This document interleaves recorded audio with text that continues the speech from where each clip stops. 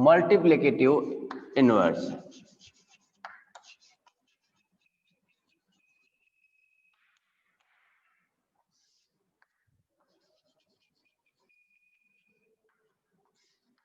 Of a to the power minus n. अब देखो कल एक बात चली थी अपने पास में कि अगर हमारे पास किसी भी बेस की पावर यानी एक्सपोनेंट्स अगर नेगेटिव बन जाए तो हम क्या करेंगे।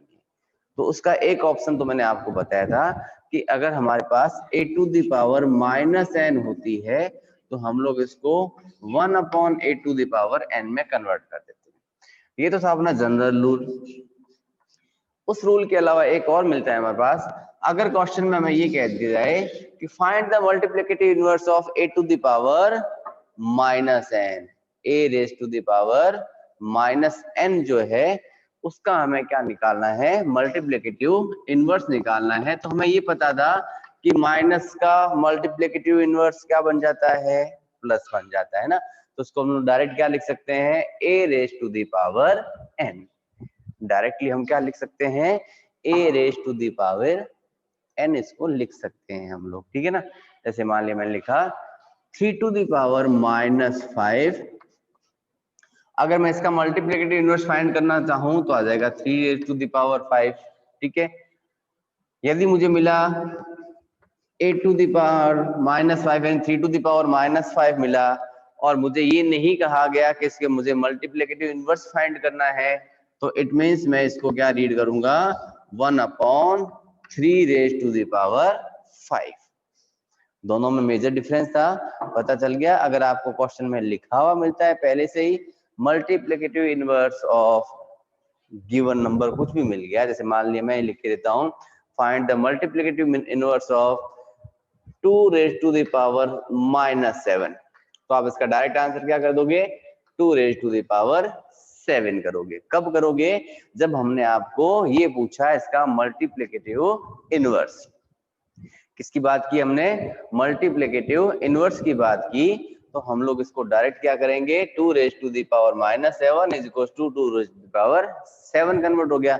बट अगर मैंने आपको ये मल्टीप्लिकेटिव इनवर्स नाम का वर्ड दिया ही नहीं, डायरेक्ट में दिया आपको a raise to the power n की फॉर्म में, यानी अगर मैं आपको केवल ये लिख के देता हूं 2 raise to the power minus 7, आगे नहीं लिखा मैंने मल्टीप्लिकेटिव इनवर्स, इट मींस ये होगा 2 raise to the power 7, 1 upon 2 raise to the power 7 बन जाएगा। बात क्लियर है, यानी नेक्स्ट लॉ बन गया अपने पास। अगर मल्टीप्लिकेटिव इनवर्स की बात करेंगे तो a raise to the power minus n is equal to a to the power n बनता है। बट अगर मैं आपको जनरल फॉर्म की बात करूं a raise to the power minus n, then it gives 1 upon a raise to the power n. जब तक हमें मल्टीप्लिकेटिव इनवर्स की बात नहीं करेगा हम नेगेटिव पावर को पॉजिटिव में कन्वर्ट नहीं करेंगे, ठीक है। क्लियर है बात। चलें नेक्स्ट बढ़ते हैं आगे अपने टॉपिक के पास। एक नेक्स्ट बात जो कर रहा हूं आपसे मैं, वो होती है अपने रेडिकल्स के रिगार्डिंग। बट रेडिकल्स आपके सिलेबस में नहीं है, ठीक है ना। 9th क्लास में आएंगे रेडिकल्स, बट थोड़ा सी बात बतानी जरूरी थी, इसलिए मैं इसको यहाँ डिनोट कर देता हूँ, ठीक है ना। बट ज्यादा डीपली नहीं जाएंगे इसके अंदर। आपने ऐसा स्क्वायर रूट का साइन देखा हुआ होगा, है ना। इसको हम बोलते हैं स्क्वायर रूट, है ना। स्क्वायर रूट, स्क्वायर का मीन्स क्या होता है, 2, यानी a की पावर 2 यानी a स्क्वायर, b की पावर 2 यानी b स्क्वायर, x स्क्वायर, ऐसे कुछ लिखते हैं हम लोग, है ना। तो ये जो साइन बनाया मैंने, सिंबल जो बनाया है, ये सिंबल मेरा कहलाता है सिंबल ऑफ रेडिकल्स।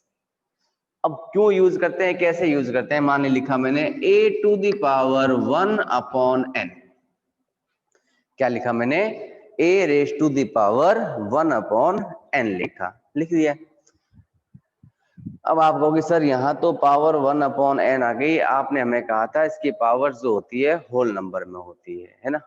बट यहाँ तो फ्रैक्शनल नंबर आ गया अपने पास। नंबर कैसे मिल गया हमें, फ्रैक्शनल नंबर्स मिल चुके हैं। उस कंडीशन में हम क्या करेंगे, तो बेटा इस कंडीशन में इसको हम लोग इस रेडिकल्स फॉर्म में कन्वर्ट कर देंगे। कहाँ बदल देंगे, रेडिकल्स फॉर्म में।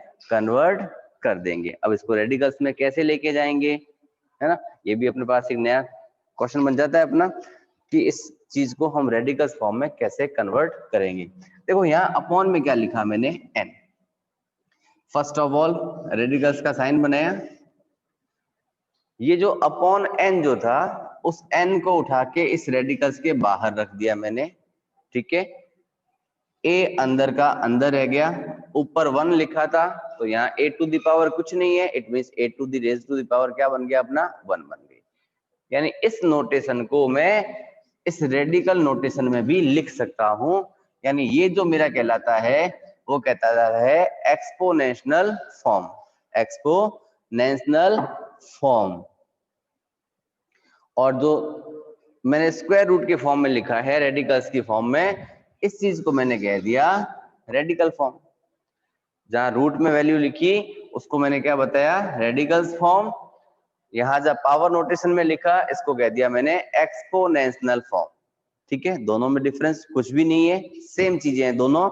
यानी आप जब फ्रैक्शनल फॉर्म मिल जाए पावर्स के रूप में तो आप इसको ऐसा भी लिख सकते हो। चलो एक एग्जांपल लिखते हैं।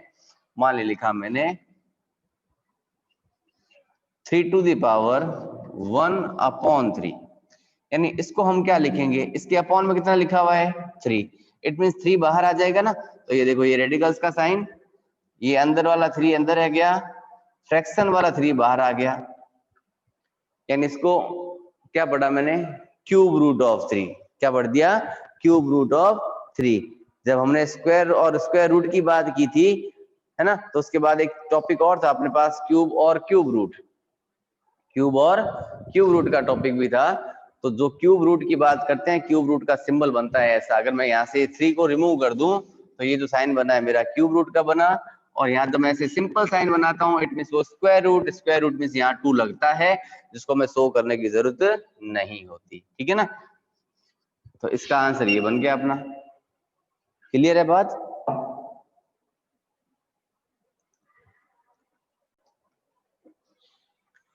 तो यहाँ तक हमने इस रेडिकल्स को भी पहचान लिया, बट रेडिकल्स आपके सिलेबस का नहीं है इसलिए मैंने इसको ज्यादा डीपली नहीं बताया कि रेडिकल्स का पार्ट बनते कैसे हैं, ठीक है।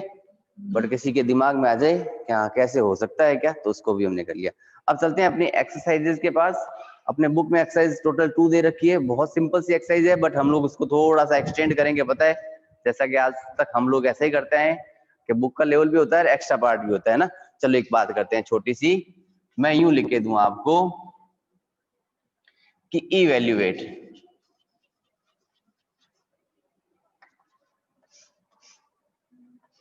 किसको किया, मान लिया मैंने लिखा 5 रेज टू द पावर -2। जिसके समझ आ चुके हैं रूल्स वो इजीली कर सकता है ना। मैंने क्या लिखा 5 raise to the power -2, it means a raise to the power -n, it gives 1/8 raise to the power n। ये लिखते थे हम लोग, है ना। तो लिख देंगे इसको क्या कि 1/5 रेज टू द पावर 2, और 5 रेज टू द पावर 2 किसके इक्वल होता है, नो डाउट 25 के इक्वल होता है ना, क्योंकि 5 5 या 25 होता है। ऐसी बातें हमने बहुत सारी कर ली थी पहले कल की क्लास में। तो आंसर क्या मिला 1/25, क्योंकि 5 रेज टू द पावर 2 10 नहीं होता, 5 रेज टू द पावर 2 25 होता है। क्यों, क्योंकि 5 5 से मल्टीप्लाई करता है। क्लियर है बात, 5 5 से क्या करता है, मल्टीप्लाई करता है, इस कंडीशन में वो 25 बन जाता है, ठीक है। चले एक बात करते हैं, यहाँ लिखा 7 रेज टू द पावर -3। कहा इवेल्युएट करने का, क्या करोगे आप लोग कि 1/7 raise to the power 3, it means 1, 7 raise to the power 3, it means 7 multiply करेगा 3 टाइम्स, 7 7 जा 49 और 49 7 जा 343, ठीक है। तो आंसर मिला 343 आ गया अपॉन में अपने पास। बट यही बात मैं अगर इसका रिवर्स दे देता तो क्या होता, है ना। अगर मैं इसका रिवर्स पार्ट करता तो मुझे क्या करना पड़ता, देखिए क्वेश्चन। चलिए बहुत सिंपल से क्वेश्चन है, और आपको पता है सिंपल सिंपल करते करते हम लोग कहां से कहां पहुंच जाते हैं ना। चलो मैंने लिखा, मान लिया कि 1/3 रेज टू द पावर -2, अभी प्रीवियस क्वेश्चन में क्या था मैंने, a raise to the power minus n, तो इसको मैंने कन्वर्ट किया तो मैंने लिखा 1 upon a raise to the power n। अगर मैं यही इसका इनवर्स कर दिया, देखो मैंने अब क्या किया है कि 1 upon a raise to the power minus n किया, तो ये बन जाएगा a raise to the power n। Inverse हो गया ना इसका, तो कर दे इनवर्स इसका, तो डायरेक्टली क्या हो गया, 3 raise to the power 2 it gives 9। 3 raise to the power 2 it means 9। Simple सा काम था। रूल्स वही रहेंगे जो हमने लिखे हैं, बट रूल्स को अप्लाई करने का तरीका थोड़ा सा बदल जाएगा, ठीक है ना। रूल्स में कोई करेक्शन नहीं है हमारे पास, बस रूल्स को याद रखो और अप्लाई करने के लिए मेथड देखो। सिंपली जैसे अलजेब्रिक एक्सप्रेशंस में किया था हमने, तो लिखा मैंने 1 upon 5 raise to the power minus 3, तो इसको हम लोग क्या लिख सकते हैं, 5 रेज टू द पावर 3, और जो किसके इक्वल होता है, 125 के इक्वल होता है, ठीक है। ये तो हमने वैल्यू कब निकाली, जब बेटा हमें क्वेश्चन में ये कहा गया था कि इवैल्यूएट करने का मतलब उसका सॉल्यूशन निकालना पड़ता है, फुल एंड फाइनल आंसर लाना ही पड़ेगा। अगर हमें इवैल्यूएट करने का नहीं कहे और वो कह दे कि बेटा इसको सिर्फ और सिर्फ एक्सपोनेंशियल फॉर्म में लेके दिखाओ मुझे, है ना, तो चले एक्सपोनेंशियल फॉर्म की बात करें तो मान ली -5 raise to the power 3 is divided by -5 raise to the power 5। जिसने कल रूल्स अच्छे से समझे थे उसके लिए बहुत सिंपल से काम है ना। इस चीज को अगर मैं a मानूं, इसको a मानूं, तो ये हो गया a raise to the power m और a raise to the power n, a raise to the power m और a raise to the power n। क्या होगा, a raise to the power m divided by a raise to the power n। Divide का sign था, value subtract हो जाएगी, है ना। कर दे सब्ट्रैक्शन, चलो करें subtraction. -5 raise to the power 3 -5 it gives -5 raise to the power -2, क्योंकि 5 में से 3 सब्ट्रैक्ट किया हमने, मिला हमें -2, है ना। अब अगर मैं इस चीज को ध्यान से देखूं, ऑब्जर्व करूं, तो मुझे क्या दिख रही है, ये a raise to the power -n दिख गया ना। ये क्या दिखा मुझे, ये a raise to the power -n, तो मैं इसको 100% कन्वर्ट करूंगा किसमें, कि 1 upon -5 raise to the power 2। Clear है बात, है ना। और वही अगर मैं इसको ये क्वेश्चन में कह देता कि बेटा आप इसको इवैल्यूएट करके दिखाओ मुझे, तो आप क्या करते कि ब्रैकेट के अंदर माइनस था, पावर किसमें थी अपनी, इवन नंबर में थी, है ना, तो माइनस का प्लस हो जाता है, 5 स्क्वायर हो गया 25। अगर मैं इवैल्यूएट करता हूं तो फार्मूला से मिलता है मेरे को 1/25। अगर मैं केवल पावर नोटेशन में फाइंड आउट करता हूं तो मिलता है 1/-5 रेज टू द पावर 2। अगर आप केवल यहां तक लिखोगे तो आपका आंसर 100% गलत होगा, उस कंडीशन में जब आपको क्वेश्चन में पावर नोटेशन पूछी है और ऑब्जेक्टिव टाइप का क्वेश्चन है। हाँ, अगर सब्जेक्टिव पेपर में मिला हुआ है आपको तो नो डाउट यहां तक करने के कुछ मार्क्स टीचर दे सकता है आपको, बट जब आपको ये पता है कि a raise to the power -n form आते ही हम लोग उसको पॉजिटिव फॉर्म में कन्वर्ट कर देते हैं, क्योंकि एज पर रूल जब स्टार्ट में हमने बात की थी कि m and n are whole numbers, है ना, और होल नंबर में नेगेटिव वैल्यू नहीं होती। नेगेटिव वैल्यू कहाँ जाती है अपने पास, इंटीजर्स में आ जाती है, ठीक है ना। यहाँ तक अगर आपके पास सब्जेक्टिव पार्ट में क्वेश्चन मिलता है तो यहाँ तक के कुछ मार्क्स मिल सकते हैं, क्योंकि यहाँ तक आपने सही लिखा है। बट अगर ऑब्जेक्टिव की बात करते हैं और आपने ऑब्जेक्टिव में ये ऑप्शन भी है और आपके पास 1/-5 रेज टू द पावर 2 भी दे रखा है, तो no doubt 1/-5 raise to the power 2 ही सही होगा आपका आंसर, ठीक है। चलें एक एग्जांपल और लेते हैं इस टाइप का, क्योंकि सिंपल से क्वेश्चन है अपने पास में।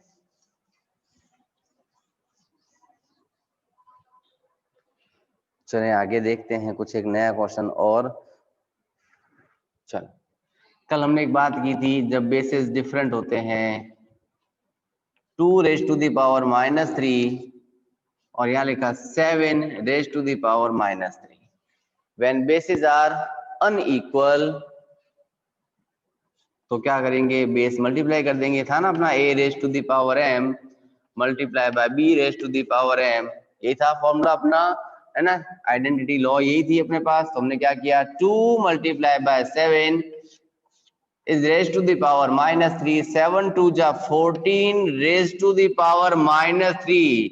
बट हमने क्या कहा था, पावर तो कैसे चलती है अपनी, होल नंबर्स में, तो होल नंबर के अकॉर्डिंग चले तो इसको क्या कर देंगे कि 1/14 raised to the power 3। हमने आपको ये नहीं कहा कि आप इसको इवेल्युएट करो, तो इसका सॉल्यूशन आगे निकालने की जरूरत भी नहीं है।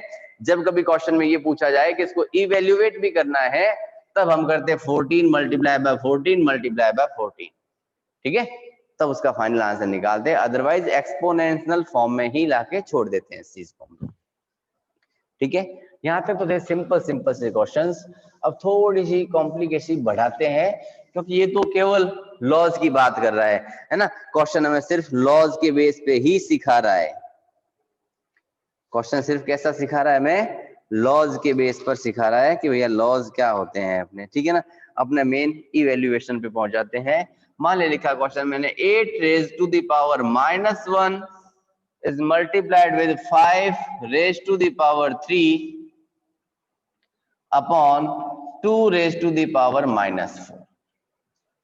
अगर मैं इसको सिंप्लीफाई करने की बात करूं, इवेल्युएट करने की बात करूं, तो आप कहोगे सर यहाँ तो सब कुछ अलग अलग है, मैं किसको किसके साथ मिलाऊं, कोई अता पता ही नहीं चल रहा है ना। तो हमने फर्स्ट कंडीशन क्या लगानी होगी कि इन सब के बेसिस इक्वल करके देखना पड़ेगा कि किसको हम लोग सिंपलेस्ट फॉर्म में निकाल सकते हैं। क्या इसको प्राइम फैक्टर्स करके देखें।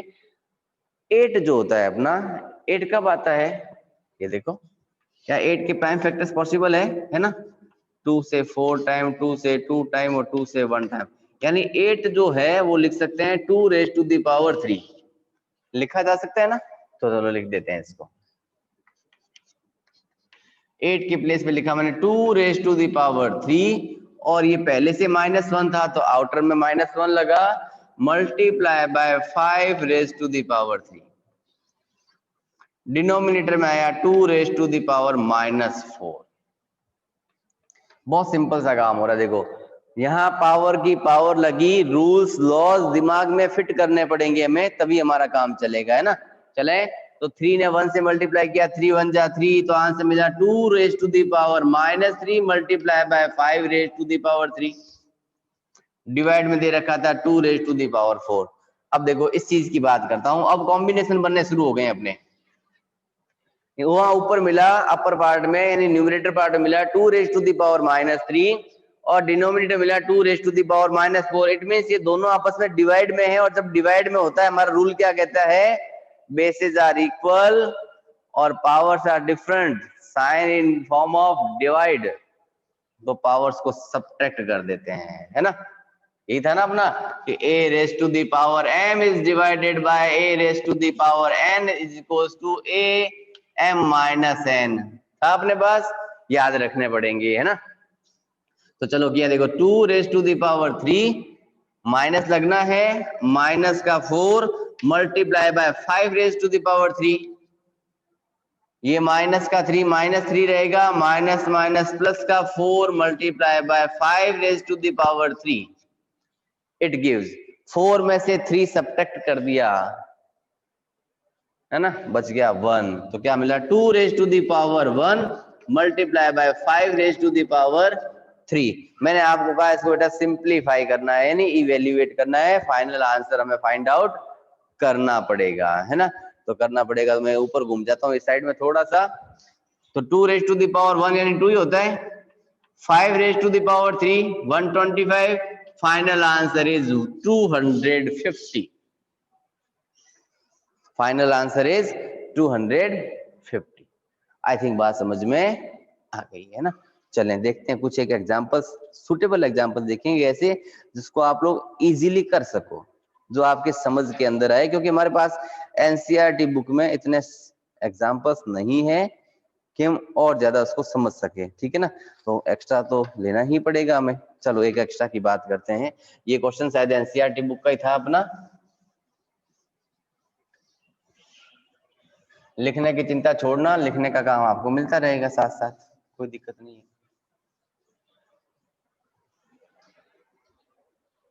चलो एक क्वेश्चन की बात करें। मैंने लिखा 27 raise to the power -1 is multiply with 5 raise to the power 3 अपॉन 3 raise to the power -4।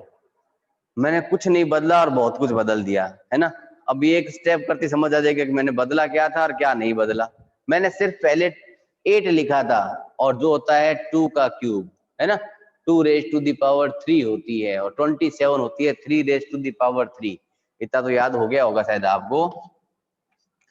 And 27 को हम क्या लिख सकते हैं, 3 रेज टू द पावर 3 पावर -1 is multiplied with 5 raise to the power 3। यहां मिला मुझे 3 raise to the power 4 minus का। बात क्लियर है ना। चलो 3 ने 1 से मल्टीप्लाई किया, 3 1 जा 3 बना अपना। तो यहां लिख सकते हैं 3 raise to the power -3 is multiply with 5 raise to the power 3 अपॉन 3 raise to the power -4। Previous question में यहाँ क्या मिला था, 2 रेज टू दी पावर -3 और यहाँ मिला था 2 raise to the power -4। Same चीज है, मैंने बेस बदला है, बाकी कुछ नहीं बदला है ना। चलो यहाँ लिखा वही रूल्स के according 3 raise to the power -3 minus minus का 4 is multiply with 5 raise to the power 3। It gives 3 raise to the power -3 minus minus plus 4 multiply by 5 raise to the power 3 on subtraction 3 raise to the power 1 is multiply with 5 raise to the power 3। 3 की power 1 3 होता है, 5 raise to the power 3 125 होता है और it gives 375। ठीक है, आई think बात clear है, ज्यादा कॉम्प्लिकेटेड क्वेश्चन अपना नहीं था ये, ठीक है ना।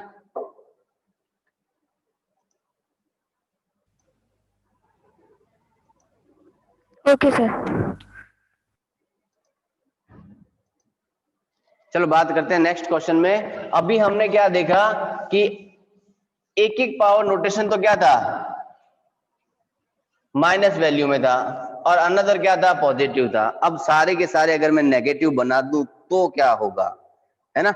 अगर सारी की वैल्यू नेगेटिव बन जाएगी मेरी तो मुझे क्या मिलने वाला है। तो चले एक नेक्स्ट क्वेश्चन लेके चलते हैं। मान लिखा मैंने 3 raise to the power -5 multiply with 10 raise to the power -5 multiply by 125 upon में लिखा मैंने 5 raise to the power -7 multiply with 6 raise to the power -5। बहुत कुछ बढ़ा दिया है क्वेश्चन में पार्ट, मैंने आराम से समझना हो क्या रहा है क्वेश्चन के साथ, ठीक है। फर्स्ट ऑफ ऑल मुझे मिला 3 रेज टू द पावर -5। मैंने कुछ नहीं किया, जो जैसा वैसे रहने दिया। देखो तो 3 रेज टू द पावर -5 10 तो क्या होता है, 2 मल्टीप्लाई बाय 5 होता है ना। तो मैं 10 को यूं लिख दूं कि देखो कि 2 multiply by 5 raise to the power -5। 125 किसका था अपना, 5 रेज टू द पावर 3 होती है, पता है वो तो हमें सबको ही। यहां लिखा देखो फिर वही 5 raise to the power -7 6 factors हो सकते हैं, कर देते हैं। क्या होता है 2 multiply by 3 raise to the power -5।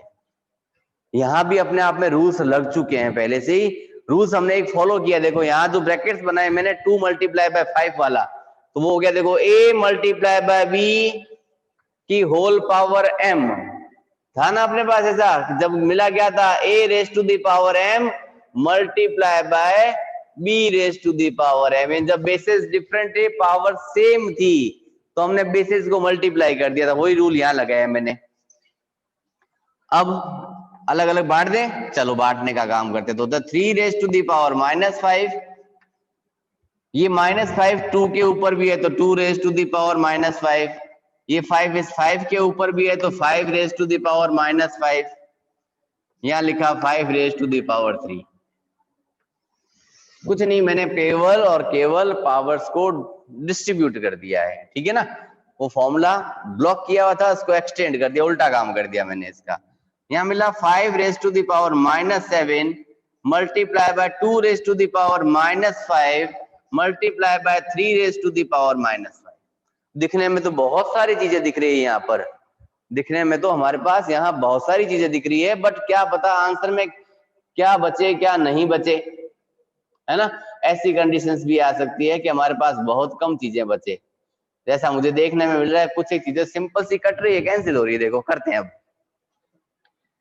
First of all 3 की बात करूं मैं एक बार के लिए,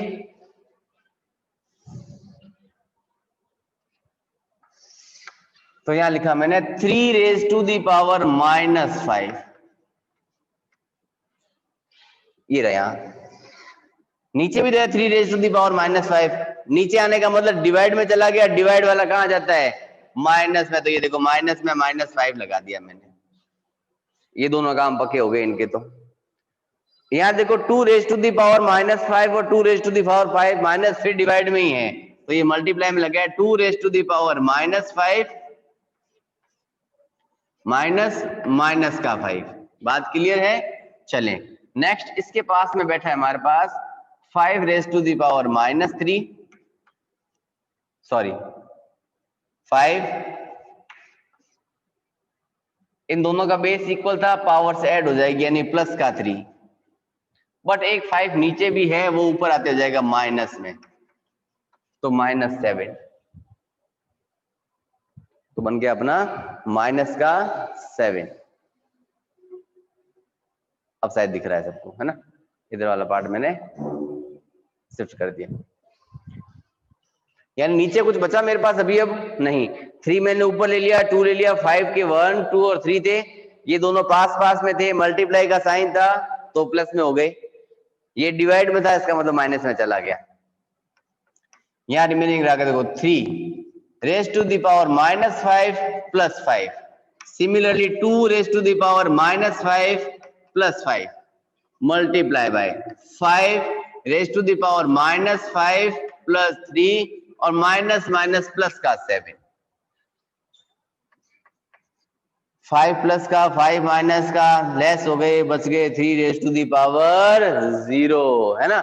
और किसी की पावर 0 1 के इक्वल होती है पता है हमें, मल्टीप्लाई बाय, ये भी फिर कैंसिल हुए, तो यहां बचा 2 रेज टू दी पावर 0।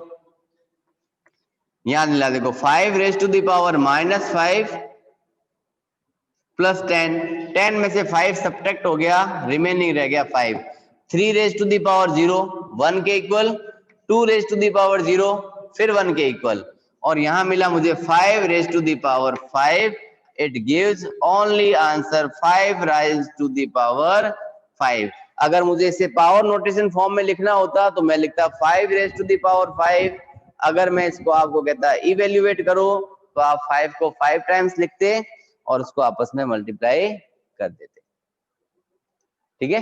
यहां तक तो मैंने सिर्फ क्या कहा आपको, क्या आप इसको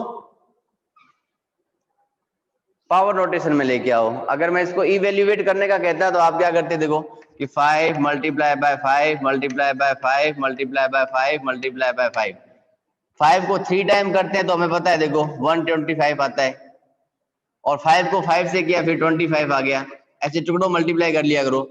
25 को 5 से किया 125 कैरी लग गई 12, 25 टू जा 50, 50 और 12 62 कैरी लग गया 6, 25 और 6 31।